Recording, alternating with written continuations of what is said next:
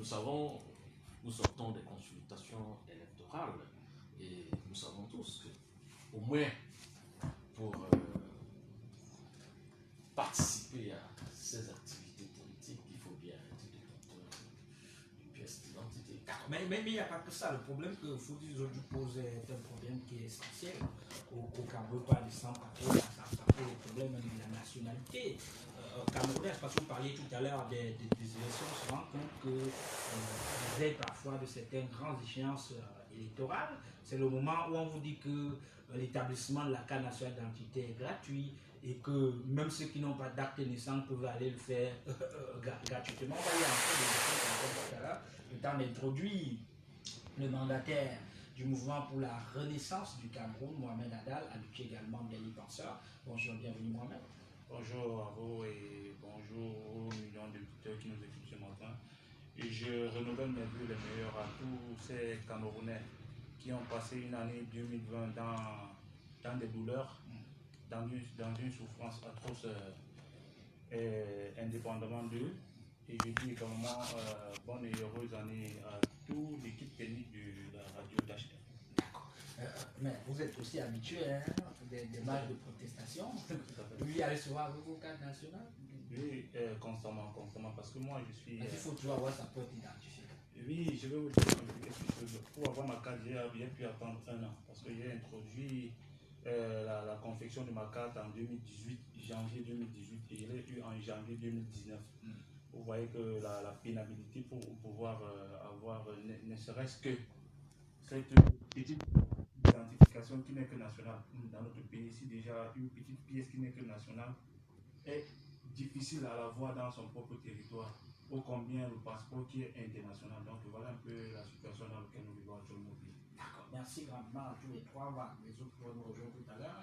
Il faut dire que je vous relance donc également sur cette initiative que vous avez lancée depuis décembre 2020 au Cameroun et que ça a beaucoup pris l'ampleur en ce début d'année 2021 parce que c'est un problème qui touche les Camerounais. Hein. Si vous prenez 7 Camerounais sur 10, 7 Camerounais sur 10 vont vous dire qu'ils ont les récépissés qu'ils ont reconnus pour certains depuis 2 ans, pour d'autres quasiment depuis 1 an, notamment par là.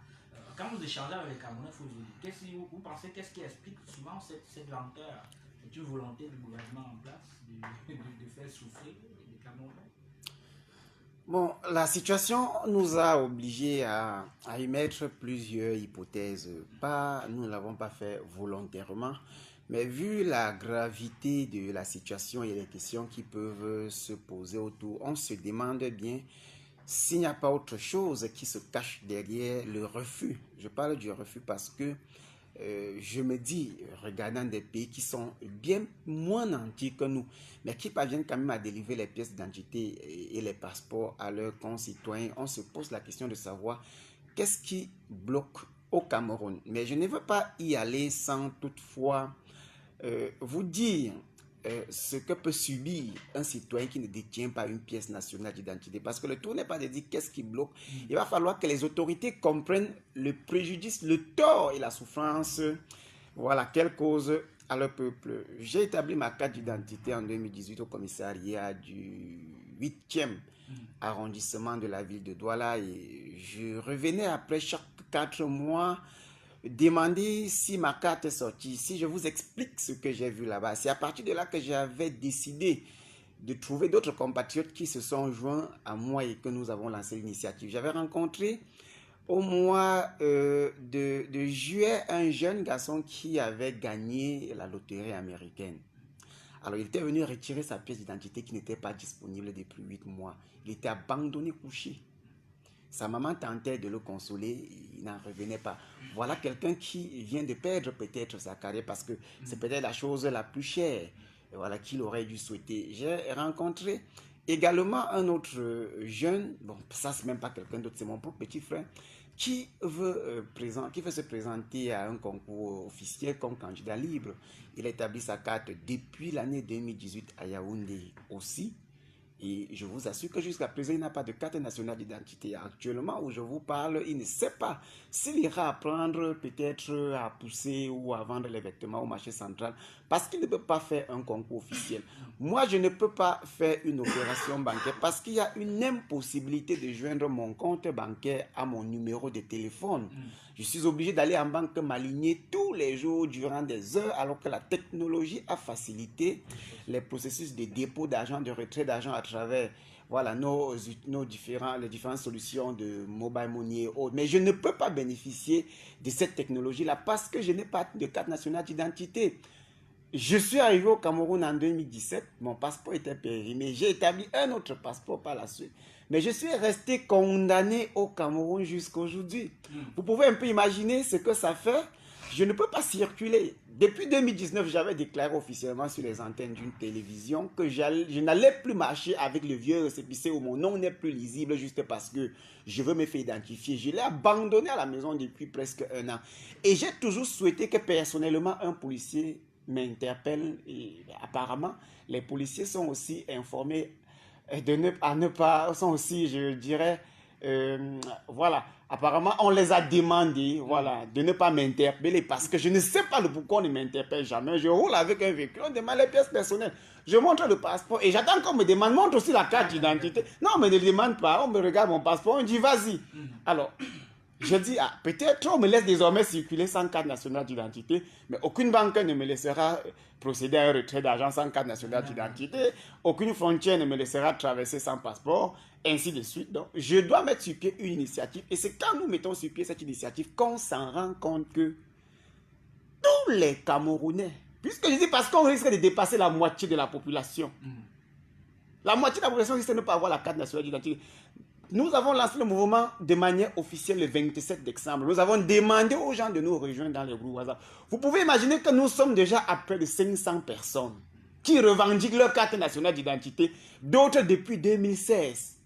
Et il y a des milliers d'autres qui veulent rejoindre le mouvement. Nous avons adressé une lettre au président de la République pour lui dire, mais mon frère, même les cartes nationales d'identité, dont l'eau, l'électricité, les routes, la nourriture, l'école, la santé, même les choses qui se font en carton alors que nous avons le bois à l'est du Cameroun qu'on coupe tous les jours. Nous avons dit, on va contraindre les autorités. Je dis contraindre parce que j'ai vu des gens hier, certains hommes politiques sur la toile dire qu'ils iront rencontrer les délégués généraux à la sécurité nationale. Sincèrement, lorsqu'on veut résoudre un problème, on le situe d'abord dans le contexte et dans les précédents. Le contexte étant que les gens qui nous gouvernent savent pertinemment que le Cameroun a besoin des cartes nationales d'identité et des passeports. Et le précédent est qu'avant nous, les gens ont interpellé les autorités plusieurs fois pour obtenir les pièces. Les autorités n'ont pas réagi. Il y a de cela 1 an, ou presque, le délégué général nous rassurait que la reproduction des cartes était déjà presque effective. Et il nous avait même dit que nous aurons les passeports désormais en 2 semaines. Mais sauf que jusqu'à présent, pour avoir un passeport au Cameroun, il faut, après avoir, puisque je vous explique comment le processus d'escroquerie, en fait, la criminalité qu'il y a autour s'effectue, c'est que tu vas bien faire ton passeport au service d'immigration. Comme n'importe quel citoyen, tu vas payer 75 000 francs, comme la réglementation en vigueur le prévoit. Après, on va te demander de venir avec ton récépissé à Yaoundé donner à un certain Dieu, ou bon, du moins un micro-Dieu quelque part qui a la solution magique. Et tu vas donner 200 000 ou 300 000 pour qu'il accélère la procédure afin que tu puisses obtenir ta pièce en 1 semaine, 3 jours. Alors, et ceux qui n'ont pas 300 000 francs, et ceux qui touchent 36 500 francs à la fin du mois doivent toucher combien d'années de salaire pour pouvoir s'offrir une carte nationale d'identité? D'accord. Mais Valentin Dior, quand je suis quand même son déroulé, ça fait foi autour.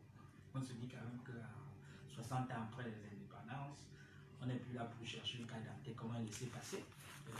Véritablement, pendant cette période de coloniale, la carte d'identité qui sont tout un élément élémentaire dans le processus de la nationalité d'un citoyen. Ouais, quand je suis M. Fossine, c'est ça. Je suis scandalisé par son propos. Il va d'abord m'excuser. Il a été présenté comme un